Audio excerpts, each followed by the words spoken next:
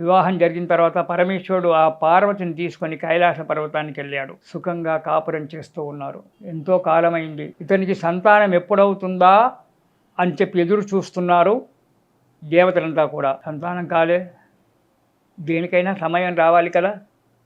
కొంతకాలం గడిచింది. అలా అలా అలా అలా కొంతకాలం గడిచింది. ఒక 10,000 సంవత్సరాలు పార్వతీ పరమేశ్వరుడు ఇద్దరు కూడా హనీమూన్కి వెళ్ళారు.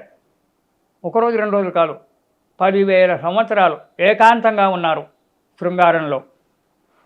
చివరికి ఒకనాడు ఆ శృంగారం భంగం చేసి దేవతలంతా కూడా వచ్చారు. శృంగారం భంగం అయిపోయింది.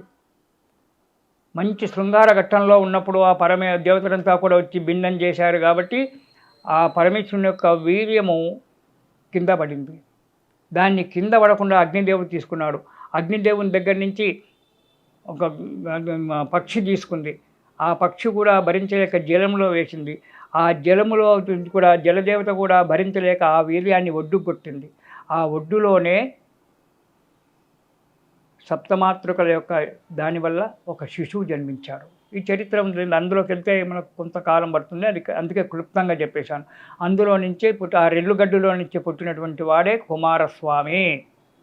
6 తల్లుల యొక్క కుమారుడు అతను. ఈ చరిత్ర మళ్ళీ ఎప్పుడైనా చెప్పుకుందాం మనం. అతనే షణ్ముఖుడు. 6 ముఖాలతో 6 తల్లులు కాబట్టి 6 ముఖాలతో 6 దగ్గర పెరిగాడు కాబట్టి షాన్మాత్రుడు. శివుని యొక్క వీర్యం వల్ల పుట్టినటువంటి వాడు. శివునికి పుట్టినటువంటి ఒక కొడుకు అమ్మవారికి కూడా కొడుకే కదా. వాడు తారకాసురుడు ఏమంటాడు, శివుని యొక్క శివవీర్యం వల్ల జన్మించినటువంటి వాణి చేస్తానన్నాడు. కానీ పార్వతీ పరమేశ్వరులకు పుట్టినటువంటి వాని వల్ల కాదు.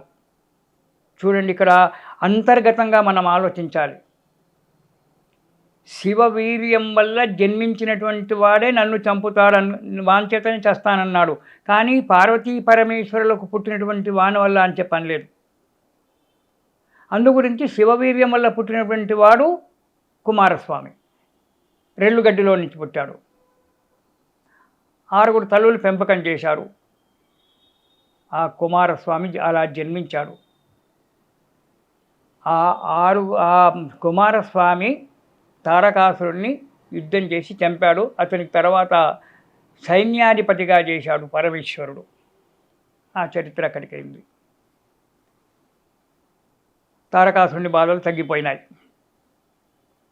ఆ తర్వాత ప్రపంచ బ్రహ్మాండం అంతా కూడా కొంతకాలం సుఖంగా నడుస్తూనే ఉంది. ఒకసారి విశ్వకర్మ అనేటువంటి శిల్పి, దేవశిల్పి హిమాలయ పర్వతాలకు వచ్చి హిమాలయాల్లో దర్శనం చేసుకొని, హిమాలయాల్లో ఎవరు ఉంటారు? కేదార్నాథుడు ఉంటాడుగా. అతని దర్శనం చేసుకొని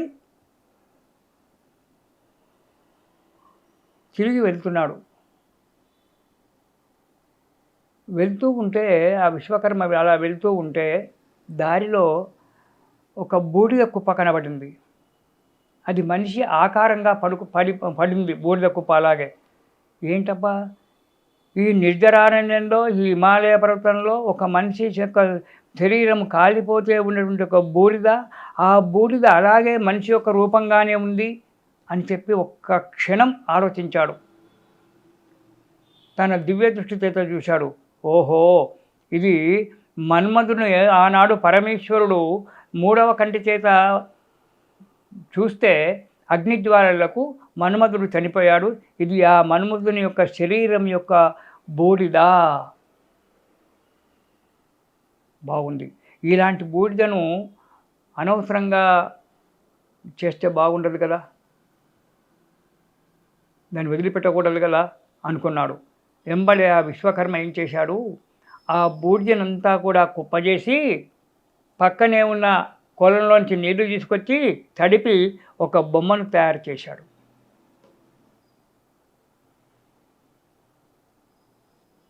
ఒక బొమ్మను తయారు చేశాడు. చేసి అక్కడ పెట్టాడు. బ్రహ్మదేవుడు కూడా అదే సమయంలో ఆ కేదార ఈశ్వరుడిని దర్శించుకొని వస్తూ ఉన్నాడు. చూశాడు, ఏదో బొమ్మ బాగానే ఉంది, ప్రాణం లేనట్టుంది అని చెప్పి ప్రాణ ప్రతిష్ఠ చేశాడు. ఆ బొమ్మకు ప్రాణం వచ్చింది. కెవ్వు కెవ్వు అని ఏడుస్తూ ఉంది ఆ బొమ్మ. బండ బండ అన్నాడు. ఎవరు? మన బ్రహ్మదేవుడు. బండ బండ అంటే బాగు బాగు, చాలా బాగుంది, చాలా బాగుంది అన్నట్టు అన్నాడు. బాగు బాగు. ఆ బండ బండ అనేటువంటిదే బండాసురునిగా మారిపోయినాడు. వాటి పేరు సార్థకమైపోయింది. ఆ తర్వాత బ్రహ్మదేవుని యొక్క వరం వల్ల, దీనివల్ల శుక్రాచార్యుడు గురువుగా దొరికి శుక్రాచార్యుని దగ్గర విద్యలన్నీ కూడా నేర్చుకున్నాడు మహానుభావుడు. బ్రహ్మదేవుని గురించి తపస్సు చేశాడు. బ్రహ్మదేవుని గురించి తపస్సు చేస్తే బ్రహ్మదేవుడు ప్రత్యక్షమైనాడు. కోరిన వరాలన్నీ కూడా ఇచ్చాడు. ఒక్క చావు తప్ప వేరే ఏదైనా అడగమన్నాడు. నువ్వు ఏది కోరుకుంటే అది ఇస్తాను పో అన్నాడు. చావు మాత్రం అడగవు. ఎలాగూ చావాల్సిందే, ఒకనాడు కాకపోతే ఒకనాడు చావాల్సిందే అన్నాడు. ఎలా మరి దానికి చావు గురించి ఒకటి క్లూ కూడా చెప్పు, ఒక విషయం కూడా చెప్పు అన్నాడు. నాకు మరణం అనేటువంటిది ఉండకూడదు. ఒకవేళ మరణమే గనక నాకు తప్పదు అని చెప్పి అనుకుంటే ఒక ఆడదాని చేతిలో అయోనిజగా ఉన్నటువంటి పుట్టినటువంటి ఒక్కొక్క ఆడదాని చేతిలో నాకు మరణం కావాలన్నాడు. అయోనిజగా అంటే ఒక తల్లి కడుపులో పుట్టినటువంటి ఒక స్త్రీ వల్ల నాకు మరణం కావాలన్నాడు. ఇది జరిగేటువంటి ఒక విషయాలేనా? ఆలోచించండి. రాక్షసులు వరం కోరుకుంటున్నారు, బ్రహ్మదేవుడు గారు వరం ఇస్తున్నారు. ఒక తల్లి కడుపులో పుట్టకుండా ఉన్నటువంటి ఒక స్త్రీ చేత నాకు మరణం కావాలి, అది ఇచ్చేసేది నువ్వు వెళ్ళిపో అన్నాడు. వాడే డైరెక్ట్ చెప్తున్నాడు. అప్పటికే శక్తి వచ్చేసిందిగా, విద్యలని కూడా నేర్చుకున్నాడు. ఇటు శుక్రాచార్యుడు చెప్పాడు, బ్రహ్మదేవుని వల్ల వరాల వల్ల విద్యలన్నీ వచ్చేసాయి. మహాఘనంగా తయారైపోయాడు బండాసురుడు. సరే నాయన తదాస్తు, నువ్వు కోరుకున్నట్టుగానే అయోనిజ అయినటువంటి ఒక ఆ స్త్రీ వల్లనే నువ్వు మరణిస్తావులే అని చెప్పి బ్రహ్మదేవుడు వెళ్ళిపోయినాడు. తారకాసురుడు చనిపోయిన తర్వాత ఇంతవరకు రాక్షస బాధ లేదు బ్రహ్మాండానికి. మళ్ళీ ఇప్పుడు ప్రారంభమైంది. బండాసురుడు పుట్టాడు. వాడు ఒక తల్లి కడుపులో పుట్టలేదు. మన మన్మధుని యొక్క బూడిద చేత పుట్టినటువంటి వాడు. బూడిదను తయారు చేస్తే, బొమ్మగా చేస్తే దానికి ప్రాణం పోస్తే పుట్టినవాడు. ఒక తల్లి గర్భంలో పుట్టలేదు. ఇక్కడే ఒక రహస్యమైన అంతర్గత రహస్యం. వాడు కోరుకున్నది ఏంటంటే, నేను ఒక తల్లి కడుపులో జన్మించలేదు.